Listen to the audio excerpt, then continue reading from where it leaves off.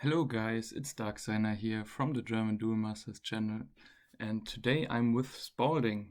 We want to talk about the Winter Championship IDC, and my first question to you would be, what matchups did you predict before the tournament, and did that influence the deck you chose for the tournament? Yeah. Hi guys, from my side. Yeah, good question.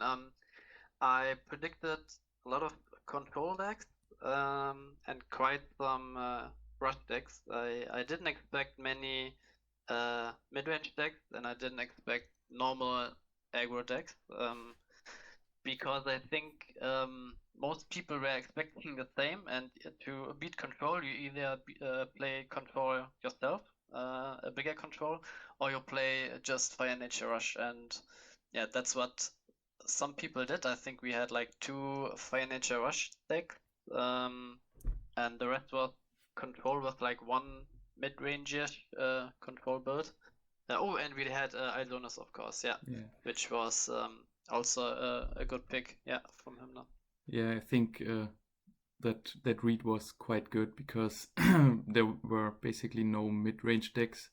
I think he had one mid-rangey Hydro Hurricane that was a bit more against aggro, but mostly it was just rush or control. And I think Azonius, yeah, is an aggro deck, but I think Hymne chose it mainly because it yeah, can beat Fire Nature Rush pretty consistently.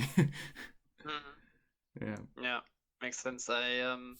I was hoping to dodge him completely because I knew he would play either Survivors, Hydro Hurricane, or Idonius, and I had a pretty bad matchup against Isonios and Survivors with my deck, and against Hydro Hurricane it was like 50-50. Or it is like 50-50, so I was hoping to dodge him completely, but didn't happen. Yeah, we will come to that later. Yeah. So, do you want to tell us more about your deck? We have it here on the screen for you. Yeah, sure. I picked deck out for the tournament, and as I said, I wanted to beat Rush also, and that's why I played the burst shots, the Julianas, the snares, and it worked pretty good for me. I played one matchup against Financial Rush, which I won like 2-0, and the cards I mentioned definitely helped. And yeah, I locked the game completely after the first burst, after the first rush was over, and splashed out the speed attackers, and yeah, won the game. And also, I think I have a pretty good matchup against Fortress Burn, which I expected Halfa to play because I have 10 chargers in the deck, and he can't just bring me down to 0 mana. That just doesn't happen against this deck. So I think I have a pretty good matchup there. And yeah, against Phobos, which I definitely expected you to play, and Solomon, maybe. Yeah, Solomon Um, was really a wild card, but I think yeah, probably anyone was expecting Rush or Phobos. Like there was no yeah, in between. yeah, yeah. And I think it's pretty even there too. I think either one can get an advantage early and can snowball it, or and can lock the game up. And yeah, but I didn't play against Phobos. And yeah, the matchup against Hydro Hurricane is I think slightly in my favor, but yeah, more like 50-50 because they don't have the cycle power which Phobos has, for example, or which Survivors have. You have a hard time like destroying all their creatures just to see them playing like the Grave Worm in Survivors, or playing like Morbid, getting back Fal, play Fal, getting back Morbid, and then just cycling through. Um, yeah. Again, a bit the card choices I made in the deck was pretty based on like mana consistency, and I definitely wanted to play a higher fire count. We have like the list from Alex Wynn, which plays like turbo deck out, with only like light, water, and darkness. But I wanted to have more control and more removal, and that's why I picked more not just the 4 burst shot which he plays, but also another removal cards on Volcano Charger and the standard APOC and yeah, the Baza Dragon. And yeah, also the Upheaval is normally a good card, but it lost me a game where I played it too early and my opponent kept attacking. But yeah, we can talk about this maybe later when we come to the matchups. Yeah, again, going further down, it definitely hurt that the night before I took out the Proclamation of Death, which was my or my pretty much only out for Azonius. I thought that I need to dodge Shimner because I generally have a bad matchup against him, so I can also take out the Proclamation of Death for a second Terror Pit.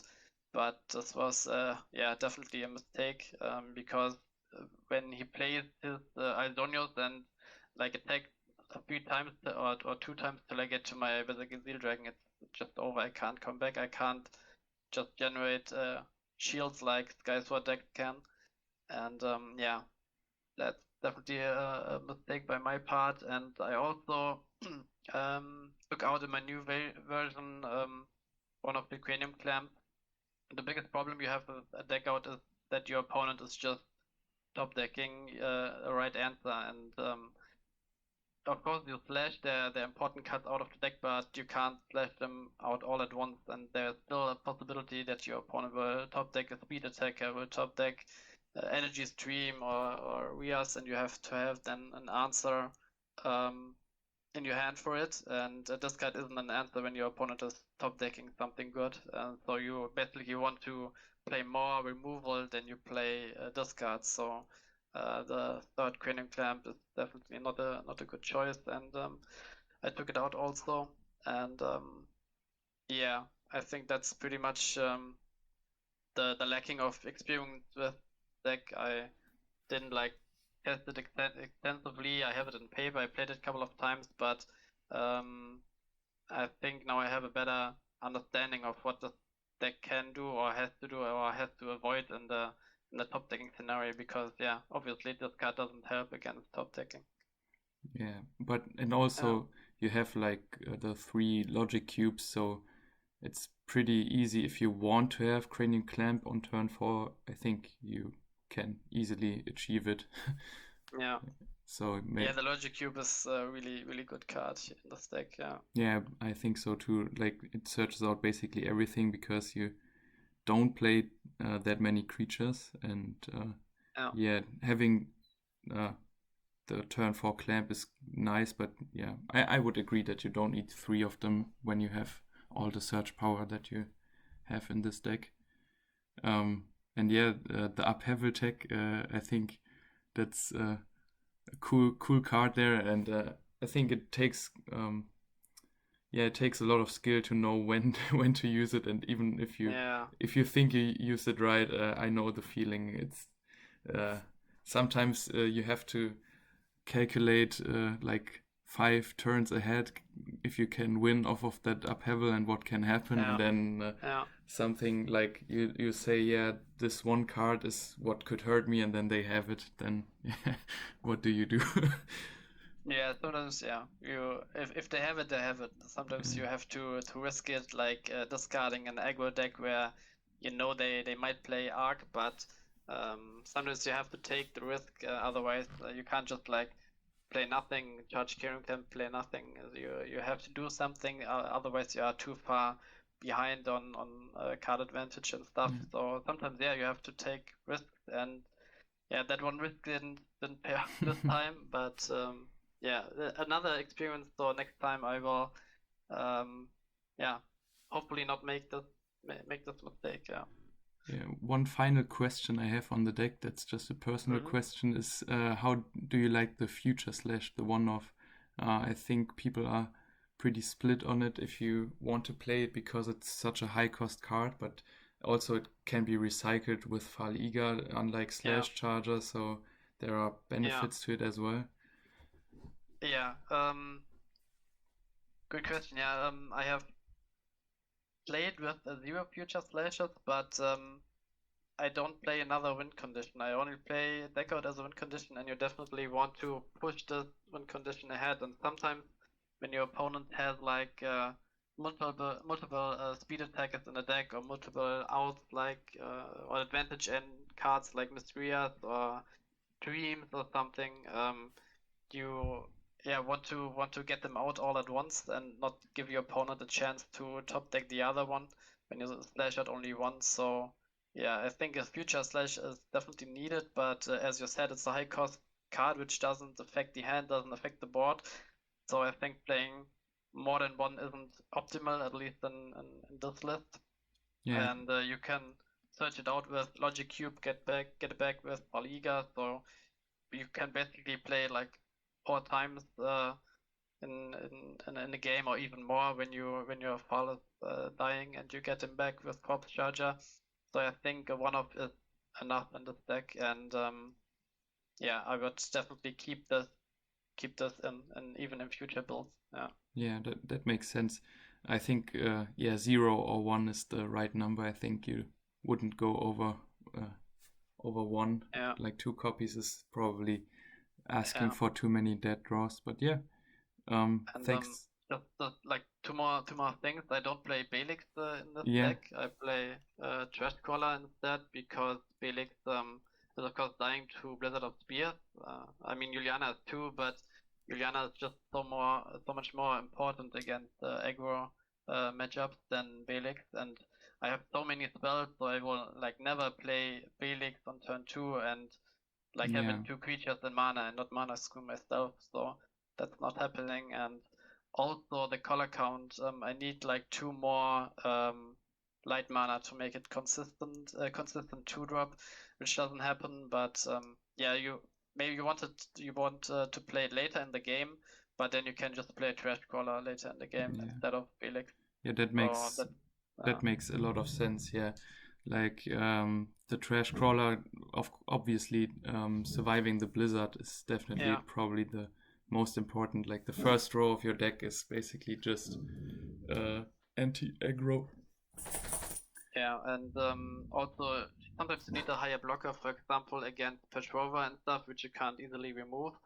They can just take over your Belix and over your Julianas, and you can't do anything about it. And I don't want to play Nariel because, again, it gets killed by Burst Shot and Blizzard of Spears, and your opponent can just has so many answers to one Nariel, either fire removal spell because you don't play Petrova yourself, or Palolesis to boost its attack, or just like bounce it with a Aqua Surfer, swap it out or stuff. It's like when you hold defense, it's like depending on this one creature, and your opponent can build up because you don't play that much fire cards, fire mass removal, then you just lose. It's like, yeah, that's why I don't play Nario too. Yeah, I think Nariel, I'm also very much against that card. I think it's so easily removed by aggro decks. They Yeah. have single target removal for it, and it is so low in power, and I don't think playing Palaolesis with it really helps you advance your game state. And I think Juliana is probably the best early game blocker you have. And if you know you're going to Blizzard of Spears, then you can just aggressively trade it into Pyrofighter Magnus to get Yeah. it off of the board. So Yeah, I think and even if you kill Juliana when you play Blizzard of Spears, your opponent has like 3 or more creatures on board, and then it's like always worth it, and you can get it back with Corpse Charger next turn, play it again and stuff. Yeah. yeah, it's So definitely worth it, even if you lose it with Blizzard. yeah. I agree. So yeah, thanks And for the explanations on the yeah. deck. Or do you want to add Yeah, anything just else? one more thing maybe. I read a lot about in the Discord, like having only one win condition, especially in the Finnish community, where like you don't play that much win conditions outside of deck out.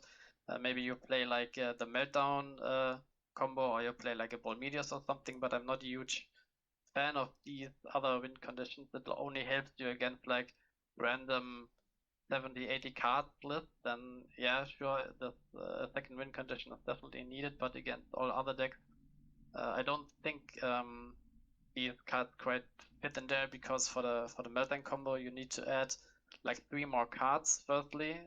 So you have another 3 cards which don't affect anything, and you have already your splash spells, so you are kind of overflowing with cards that don't do anything early, and when you can easily brick on them. So basically, if you want to add a Meltdown engine, then just play like 70, 60 cards yourself, and yeah, try to deck out your opponent naturally with the Meltdown engine without like any slash spells.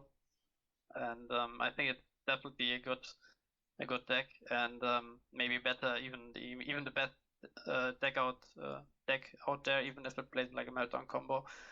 And for the Volmeteors, problem is like pretty much all your creatures do something when they come on the board, like Phal or Thresh Crawler, and the other creatures they can't target them, like Juliana. So having like the one creature your opponent can basically you make the terror pits, the miraculous snares, you make them live for your opponent, while otherwise they are just dead for them. And also there are really not that many situations where you play your Volmeteors and it is like unanswered for like 2-3 turns, and you'd rather like play your slash spells instead, or play like stream or something to get advantage yourself, rather than committing like your Volmeteors on board, and you only need Volmeteors against like other control decks. You don't need them against aggro, because aggro plays 40 cards and you can deck them out so fast. So yeah, that makes yeah. sense. And against Yeah. against control, you could maybe say that upheaval is also another win condition. If you can Yeah. set it up right and like lock Yeah. the opponent out of mana, then that might give you enough turns to deck them out, or maybe like even beat down with Phal and Brasakazi. Yeah, In the definitely. worst Playing case. like Upheaval into Lost Soul, and your opponent needs to charge their next 5 cards that draw as a mana, then yeah, sure, you have like 5 beat turns where you can do pretty much anything you want. Yeah. So yeah, now after we talked about your deck, we want to talk about how the tournament went for you, and yeah, take us through your tournament run. Here we have it on the screen for you. Yeah. Yeah. Firstly, I played against Solomon, Fey Nature Rush. It was in the first game where I started, it was not a close match. I had like a pretty good opening with like Juliana and stuff, if I remember correctly, and having like Kano Charger into Blizzard or something. It was over pretty fast for my opponent. The second game was closer, and the Terror Pit, one Terror Pit, saved me the game. Like he was attacking last shield, had another creature. I got the Terror Pit in the last shield, and got a mass removal next turn, and just needed to dodge a speed attacker, which I did for the next turn, and then played out some Juliana, and yeah, locked the game up, and he conceded rather quickly. So yeah, first match was pretty nice. I had like we shuffled like the 4 opponents for like the top 4 seedings, and yeah, I had like a 25% to go against Rush there, and I think that was is a pretty good matchup for me. Yeah, second game I went up against Cloud Alpha with the Hydro Hurricane, and yeah, the one game I fucked up pretty badly with the Upheaval. I knew I thought quite a long time about playing that card, like for 1 or 2 minutes, and finally decided to play it. But he had like Petrova and a Meraus on board, and I had nothing on board, but he had 0 cards in hand, and I had like 3 cards in hand. So I figured if I play it, I can charge my 3 cards in hand. He needs to charge yeah, he starts basically with 0. I start with 3, and I could play Eureka Charger next turn to get up to 6, and then play Lost Soul really fast because I had it charged in the mana zone. But Yeah, and I had a Trash Crawler also in mana, which I thought I could play out and just block the Petrova, but he played a Spiral Gate in his deck, and he didn't have one in mana, I guess, but he draw into it, and that's what I mean with top decking. So he just like Spiral Gate my Trash Crawler, which is of course really bad because it set me back in mana too, so I never really could play my Lost Soul, and he just swing in with Mirror Ooze and with the Petrova, and deployed like a Giga Balza next turn and had the Petrova already set on Chimera, and yeah, it was just I didn't come back from the Pebble play, so I should have just like played out my advantage and first, and should have played a Pebble like in a later turns when I have established some blockers on board, but yeah, that was definitely a mistake now by me. And in the second game, I had him down to 0 cards in hand, 0 cards on field, but I think he top decked something like a Stream into a Rias. I removed the Rias, and then he got the second Rias, and I didn't have a removal for that, and then just he played a couple of creatures, and then it was over. So yeah, that happens with deck out mostly. Maybe with other controls too, when you are top decking like Brosam Tribe or Soul Source, when you don't have anything and your opponent just top decks gas and plays out their stuff, and you just watch and Yeah, can't there's do anything about it. some matches you can't win, like when the opponent Yeah. has the perfect curve, and what can you do? It happens. I think to win a tournament, you always need some luck, because like the playing field, they are all playing with really good decks and they are really good players, and you need to have either luck or your opponent has to have like bad luck at some point to so you make it through the tournament. Yeah. Yeah, that makes sense. Then in the losers bracket, I went up against Live with his more mid-range focused Hydro Hurricane. I think he expected a lot of aggro and rush, and I think his deck is pretty good against that. But again, like pretty much any control, the deck isn't doing that much. And he I think he played Marinomancer too in his list. So he decked out pretty fast naturally by just drawing a bunch of cards from Marino and stuff, but I just mass removaled all his field, and he couldn't like do much. I think the Hydro, he never played a Hydro Hurricane even, and it was like a quick 2-0 against him.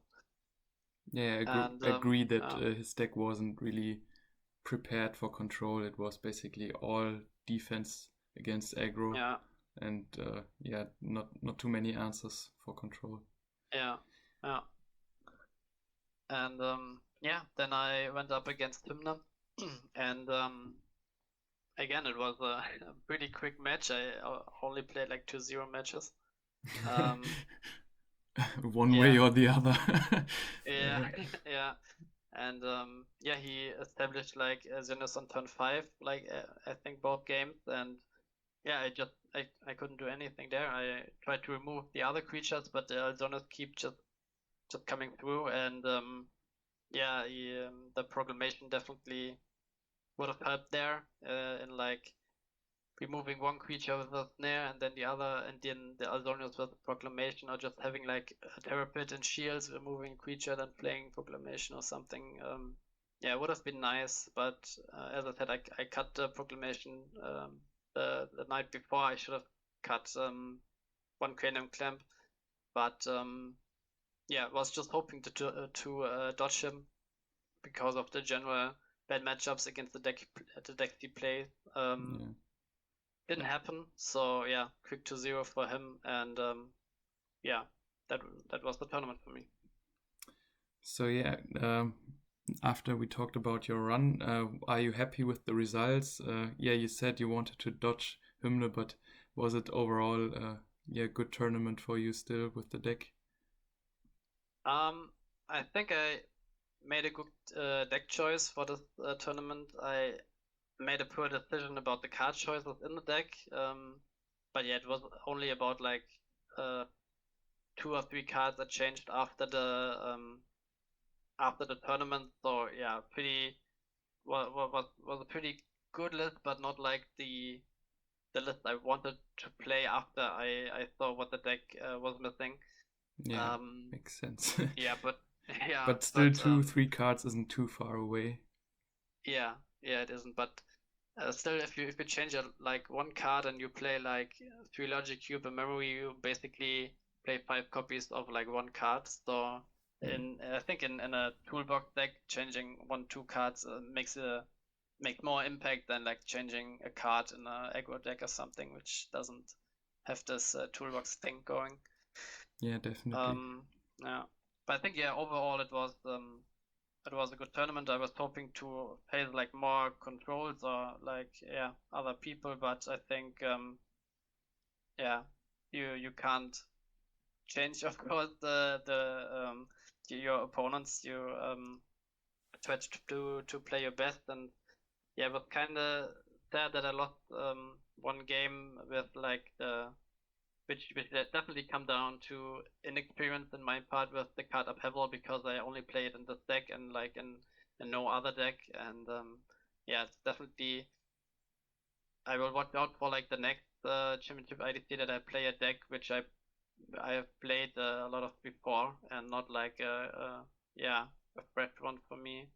And yeah, I think overall also with the tournament organization, with like having a double elimination bracket and stuff, I think it's a pretty good solution, because we have like the normal IDCs for like the qualification stuff, and then just starting off with a elimination bracket is good. I think we had some other options like playing another only Swiss thing, which I don't find like that much. Mm, yeah, I don't think it was the importance of the knockout stages in just like playing another Swiss tournament. And of course, when only playing with a single elimination, you play one game and then you go home basically. So I think the double elimination is definitely better than that. And yeah, it's only a bit sad that we shuffled like the seats from 5 to 8 to pair against the others, because that definitely helps people. Or the other way around, if you know when you are up against an opponent, definitely helps people which play more decks than people that only play like 1 or 2 decks. So yeah, so I think the shuffling didn't favor me, because I could have played like 4, 5, 6, 7 different decks in the tournament, but other people which only play like 1, 2 decks were definitely favored in the shuffling. But it's hard to find a solution. But of course, you don't want the others to only prepare for your matchup. Yeah, But if you want to win the tournament, then of course you have to prepare for the other players there too. But yeah, there's a risk, of course, that your opponent is only preparing for your deck, and yeah, just beat the first opponent, and then just yeah see what you're next up, and don't plan that much ahead. But yeah, there's definitely a risk there, and I don't know what the future solution could look like. But yeah, overall, I think we did a good job there in the organization. yeah, that would have been my last question. How did you like the tournament structure in general? And you already gave your answer basically. And yeah, the Yeah, shuffling thing. Yeah, I don't know. We thought about like first it was we said yeah the first 8 are set and you play 1 against 8 and so on.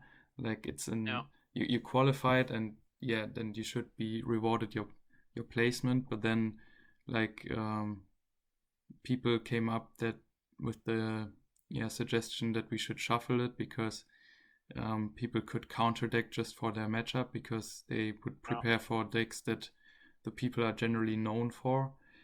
But then we made like a compromise and only shuffled the lower bracket. So like the top yeah, 4 people still got rewarded for their placement, so they um, yeah don't face each other too soon. And then yeah, it was a mix between keeping the participants set and shuffling, doing some randomization. But yeah, overall you thought double elimination was a good system, right? Yeah. So yeah, then do you have any final words? If not, congrats on your 4th place finish. And yeah, thanks. No, basically I talked a lot about the deck, and yeah, as I'm known for not sharing like many of my deck lists unless I win with it. I mean that this isn't a win, but top 4 is out of 8 players is like in the middle somewhere. So if yeah, you but factor it was a if you good, factor in all the other IDC participants that didn't qualify. That's